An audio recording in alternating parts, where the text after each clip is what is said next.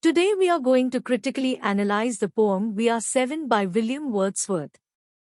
The author, William Wordsworth, the poet behind We Are Seven, experienced loss at a young age with the passing of his mother and father. He later suffered the loss of two children as an adult, which overwhelmed him with grief.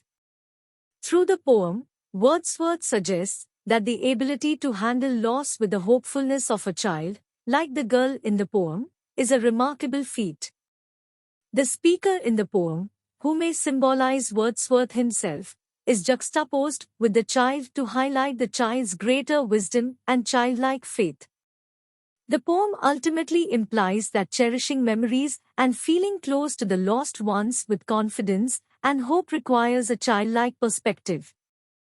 Summary of the poem.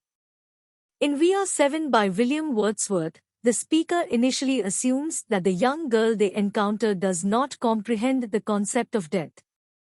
However, as the conversation progresses, the speaker realizes that the child has a deeper understanding of death and its impact on life. Despite the loss of her siblings, the girl chooses to continue singing and talking to them, indicating that she has accepted their deaths and is not letting grief overshadow her life.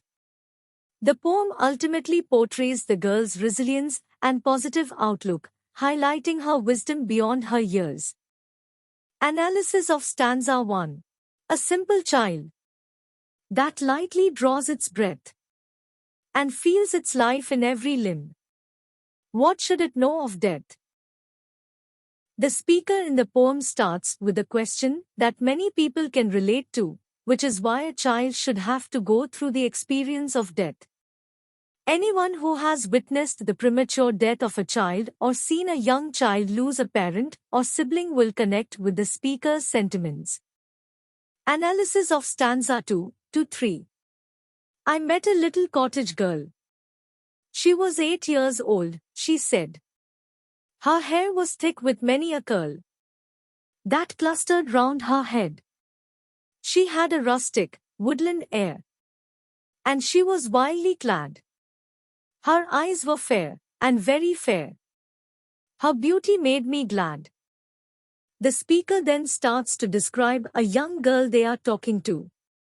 The speaker mentions the girl's curly hair and light eyes, creating a visual image of the girl in the reader's mind. The reader can then imagine the conversation and connect with the speaker. The speaker states that the girl's beauty made them happy, making the reader feel the impact she had on the speaker. Analysis of stanza 4 to 6. Sisters and brothers, little maid. How many may you be? How many? 7 in all, she said. And wondering looked at me. And where are they? I pray you tell. She answered, 7 are we. And 2 of us at Conway dwell. And 2 are gone to sea. 2 of us in the churchyard lie. My sister and my brother. And, in the churchyard cottage, I dwell near them with my mother. The speaker starts a conversation with a cheerful young girl, asking her about the number of siblings she has. The girl responds that she is one of 7, with 2 of them at school, 2 at sea, and 2 buried in the churchyard. Despite her seemingly carefree answers, the reader can sense the tragedy and loss the girl has experienced. The reader becomes aware of the girl's past, losing 6 siblings and now living only with her mother. Although the girl doesn't show overt sadness or despair, the reader can feel it through her story. Analysis of stanza 7 to 8.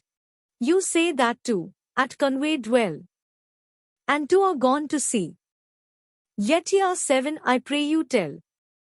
Sweet maid, how this may be. Then did the little maid reply. 7 boys and girls are we. 2 of us in the churchyard lie, beneath the churchyard tree. The speaker questions the young girl's answer about the number of siblings she has, as 2 are away at school and 2 are at sea, and wonders how she can be one of 7 siblings. The speaker asks her, "Sweet maid, how this may be?" The girl confidently replies that there are 7 siblings, including the 2 buried in the churchyard. Analysis of stanza 9. You run about, my little maid. Your limbs they are alive. If 2 are in the churchyard laid, then ye are only 5. The speaker in stanza 9 of We Are 7 tries to convince the young girl of the reality of the loss of her siblings. He argues that if the 2 buried in the churchyard are not counted, then she is one of only 5 children in her family. The stranger is attempting to help the girl understand the tragedy she has experienced and come to terms with the reality of her loss. Analysis of stanza 10 to 12. Their graves are green, they may be seen. The little maid replied, 12 steps or more from my mother's door, and they are side by side. My stockings there I often knit, my kerchief there I hem, and there upon the ground I sit, and sing a song to them. And often after sunset, sir, when it is light and fair, I take my little porringer, and eat my supper there. The young girl is steadfast in her belief that she is one of 7 siblings, despite the stranger's attempts to convince her otherwise. She speaks of her deceased siblings in vivid detail, expressing that their graves are close by and that she visits and interacts with them often. She even goes so far as to say that she knits and sings to them, and takes her meals with them at their graves in the churchyard. Analysis of stanza 13 to 15. The first that died was Sister Jane. In bed she mourning lay, till God released her of her pain. And then she went away. So in the churchyard she was laid.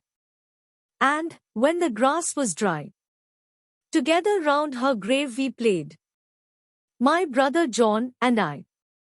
And when the ground was white with snow, and I could run and slide, my brother John was forced to go, and he lies by her side. In the next 3 stanzas, the girl describes her relationship with her siblings, with a poignant portrayal of love, loss, and acceptance.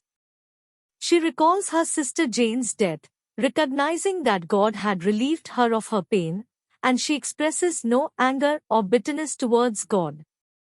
She also remembers playing with her brother John around Jane's grave, and though she feels more intensely the loss of John when he passed, she still counts both John and Jane as her siblings even though they are buried in the churchyard. Analysis of stanza 16 to 17. How many are you then, said I, if they too are in heaven? Quick was the little maid's reply. O master, we are 7. But they are dead, those 2 are dead. Their spirits are in heaven. 'Twas throwing words away, for still the little maid would have her will, and said, nay, we are 7. In the final 2 stanzas of the poem We Are 7, the speaker tries to make the little girl understand the reality of her loss by telling her that her 2 siblings who passed away are dead, and their spirits are in heaven. The speaker becomes frustrated with the girl's refusal to acknowledge her loss, which she still counts her siblings as being present. Despite the speaker's repeated attempts to make her understand, the girl remains confident and steadfast in her belief that there are still 7 siblings.